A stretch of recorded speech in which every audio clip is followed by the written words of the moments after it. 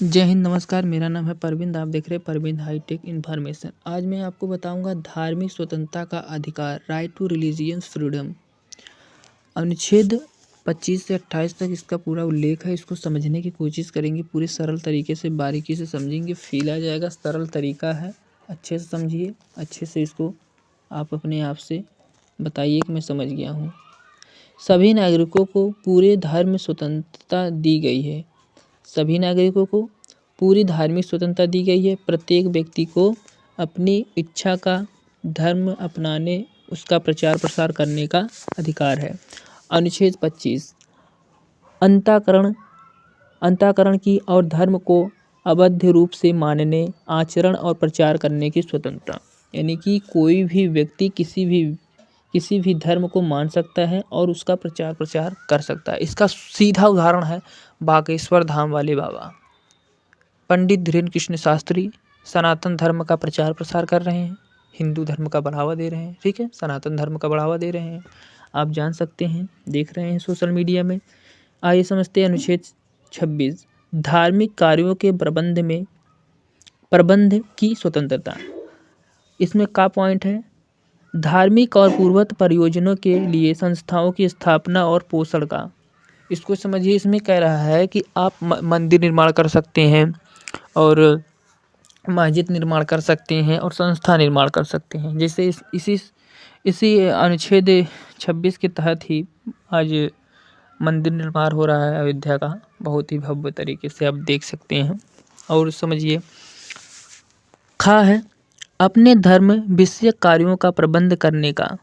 अपने देखिए, जब मंदिर निर्माण हो जाएगा, मस्जिद निर्माण हो जाएगा, तो आप उसमें क्या कर सकते हैं, मंदिर में पुजारी रख सकते हैं और मस्जिद में मौलवी रख सकते हैं।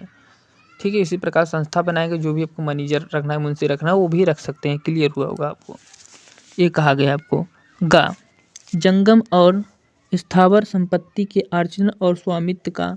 और इसमें ये कहा गया है कि मंदिर निर्माण कर लेंगे, ठीक है, मौलवी रख लेंगे और सब ये सब रख लेंगे, तो उसको अब समझिए, उसमें सब लोग आएंगे तो सोना भी देंगे, चांदी भी देंगे, ठीक है, पैसा भी देंगे।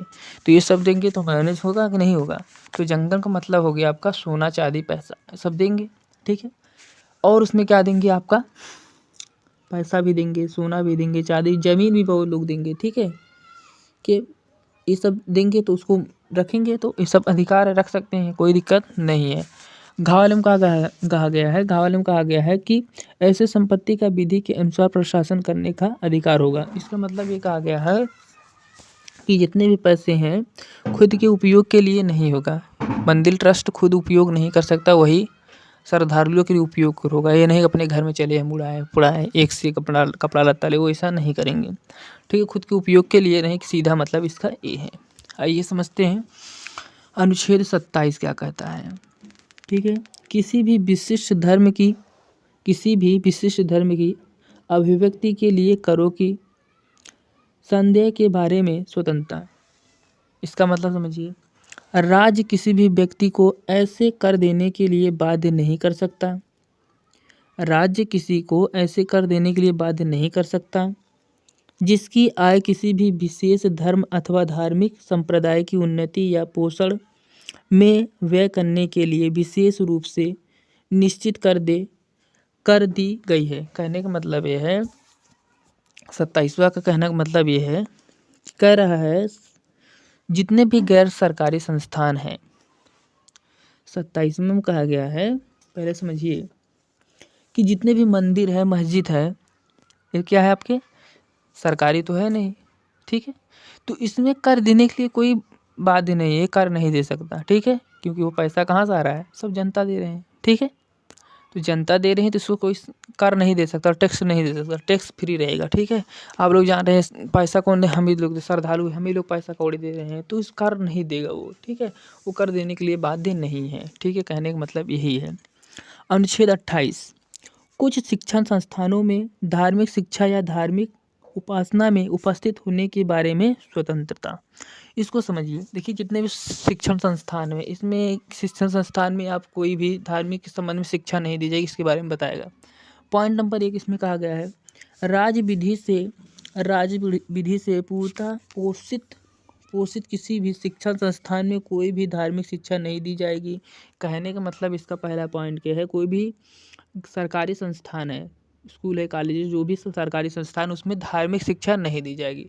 इसमें क्लियर ये कहा गया है। ठीक है, दूसरा पॉइंट क्या कह रहा है समझिए, राज्य में मान्यता प्राप्त या राज्य ने निधि सहायता पाने वाले शिक्षण संस्थान में उपस्थित होने वाले किसी भी व्यक्ति को ऐसे संस्थान में दी जाने वाली धार्मिक शिक्षा में भाग लेने के लिए संस्थान में उसे संलग्न स्थान में की जाने वाली धार्मिक उपासना में उपस्थित होने के लिए तब बाध्य नहीं किया जाएगा कि उस व्यक्ति ने, या यदि वह अव्यक्त है तो उसे संरक्षण में उसके लिए सहमति नहीं दे दी है। कहने का मतलब ये है कि जो भी गैर सरकारी संस्थान है, प्राइवेट संस्थान है, स्कूल है, कॉलेजेज है, ठीक है, वो स्कूल कॉलेजेज है, पूरे तरीके से वो गैर सरकारी हो, प्राइवेट हो, तब उसमें बाध्य नहीं किया जाएगा कि आप हमारे धर्म की शिक्षा ले लीजिए। उसमें दे सकता है, लेकिन उससे परमिशन लेना होगा जो उसमें पढ़ रहा है।